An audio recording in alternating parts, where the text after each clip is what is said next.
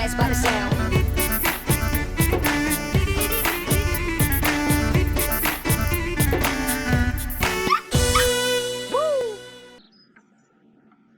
Λοιπόν, ακούστε. Επειδή το παίζετε έξυπνοι, θέλω σήμερα να μιλήσετε κάποιες απορίες. Μάλιστα. What θέλει ο κουτσουνέλος με μένα. Να σου πω, μπορείς να σταματήσεις να μιλάς κουτσουνέλο. Φίλε, μην κάνεις έτσι. Χαϊδευτικά σου το λέω. Γιατί με χαϊδεύεις. Πώς το λες χαϊδευτικά. Να σου πω τώρα, έλα θα πεις τι θέλεις. Έλα θέλω να δω τηλεόραση. Λοιπόν, πρώτη ερώτηση. Θέλω να μου πείτε τι σχήμα έχει ο φακός από το κινητό. Πού να ξέρω. Η μια του κινητό δεν έχει φακό. Το φακό της φωτογραφικής μηχανής λέει μωρέ και εσύ. Κι εγώ που θέλεις να το ξέρω. Μυρίσου τα νύχια μου. Τι θα γίνει τώρα, θα μου πείτε. Για παιδί μου, στρογγυλός είναι. Αυτό ήταν. Ωραία.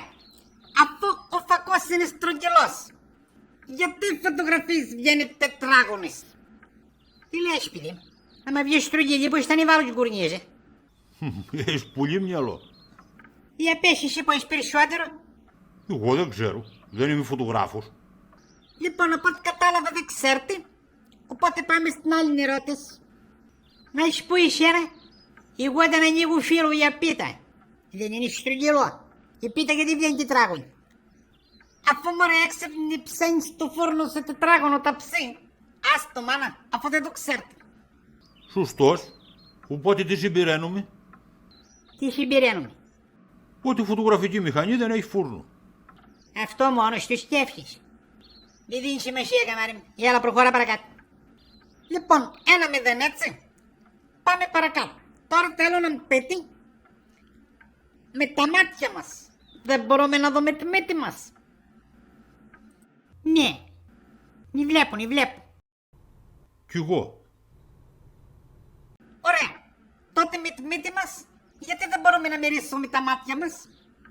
Να σου πω ρε, δεν πιστεύω να καπνίζεις τίποτα. Όχι, πας καλά παιδάκι μου, επειδή δεν το ξέρεις. Άι στον κουτσονιάλο, μην τον ακούς. Ξέρω εγώ τώρα, εσύ μπερδεύτηκες. Δεν μπερδεύτηκα καθόλου. Και πάλι δεν ξέρετε. Και μην μιλάς κουτσονιάλο σώπα. Να σου πω τώρα θα σοβαρευτείς. Για πες μας τι μυρουδιά έχει τα μάτια. Ψαρίλα, έτσι τα λένε. Τι ψαρίλα μωρέ, τι λες. Εγώ τι λέω, φάτε μάτια ψάρια δεν λένε. Το βάνεις τίποτα μέσα στο γάλα παιδί μου. Σταμάτα με ρε, μπερδεύκε το παιδί με την παροιμία. Όχι κι εσύ. Εντάξει, αφήστε το. 2-0. Λοιπόν τώρα, λένε πως οι γυναίκες έχουν πάντα δίκιο. Και οι άντρες έχουν πάντα άδικο. Σωστά. Ποιος του λέει αυτό. Μπράβο κουτσουνιάκι μισή, μπράβο. Πολύ σωστά. Άι πάλι. Τέλος πάντων. Δηλαδή μάνα, έχω δίκιο σε αυτό που είπα έτσι. Εννοείται παιδί μου. Έχει συζήτηση τώρα αυτό. Ωραία. Αφού τώρα έχω δίκιο. Πώς εμείς οι άντρες ρε παιδάκι με έχουμε πάντα άδικο. 10 ευρώ από μένα και του βράδυ πίτσα. Έλα γατούλα, για πάντα τώρα. Ορίστε, σε απάντησε. Μπράβο φουλίτσα. Λοιπόν και ένα τελευταίο λίγο πιο εύκολο, γιατί από ό,τι βλέπω δεν σκραπάζεται τίποτα.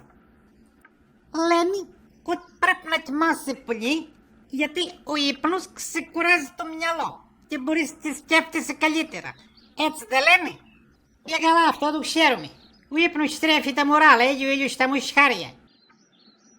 Ουι, τι με κοιτάς παιδί μου. Για τον ύπνο λέμε. Ωραία.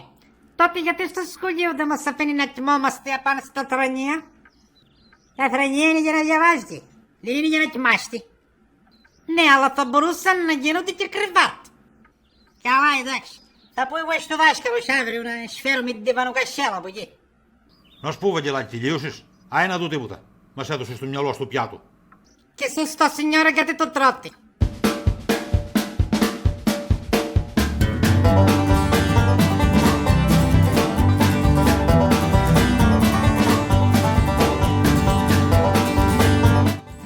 Γεια σας. Πώς πήδατε. Καλώς είχα όρεξη σήμερα, τις παλάβουσα. Λοιπόν, άμα σας άρεσε το βιντεάκι, κάντε like, κάντε άμα θέλετε και hype. γράψτε μου και καμιά πεντόλα κάτω. Και τι άλλο. Α, κάντε και subscribe. Οι περισσότεροι το βλέπετε και δεν έχετε κάνει εγγραφή. Α, να μην ξεχάσετε αυτό. Γράψτε μου και αν σας άρεσε το καινούριο του intro. Και τι άλλο ήθελα να πω, μωρέ. Α, ρε αλάνια, να σας πω. Λένε ότι άμα βάλεις το δάχτυλο στην πρίζα, θα σε βαρέσει το ρεύμα. Δηλαδή, άμα το βαρέεις κι εσύ, θα πλακωθείτε. Γεια σας, γεια σας. Sorry, τα λέμε τώρα το Σαββατοκύριακο.